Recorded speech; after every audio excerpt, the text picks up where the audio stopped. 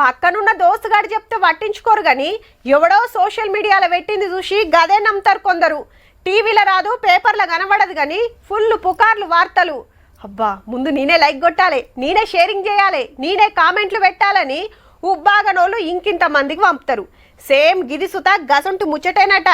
ఇదెక్కడి కథరో, ఆరం కింద ఫుల్లు నీళ్లు, ఇప్పుడు ఎండిన కాల్వలు. చంద్రన్న రాగానే నీళ్ళొచ్చుడు, సీఎం బోంగనే మాయమవుడు. గిదేం మాయా అని సోషల్ మీడియాలా గిరికలు కొడుతున్నాయి గీ ఫోటోలు. పబ్లిసిటీ కోసం నీళ్ళిచ్చి ప్రోగ్రాం గాంగనే బంద్ చేసిండ్రని వైసీపీ సోషల్ మీడియా సిఫాయిలు గిరగిర గిరికలు కొట్టిస్తుండ్రు. అదిగిన చంద్రబాబు సారు ఇలాకా కుప్పంలా శ్రీశైలం కెంచి హంద్రినివ కాలువల పొంట సొంత నియోజకవర్గానికి కృష్ణా నీళ్లు తెస్తే గిట్లయిందని ఎన్నో రాసిండ్రు.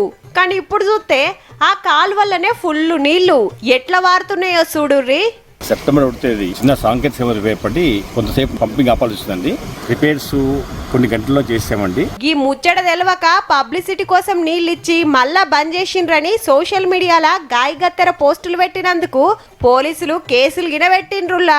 750 కిలోమీటర్లకెళ్లి పంటలకు నీళ్లు తెస్తే గిట్ల బదనం చేస్తారా అని గరమైండు సీఎం సార్ సుత. ఇది ఫేక్ న్యూస్, ఇది రియల్ న్యూస్ అని ఫోటో వేయాల.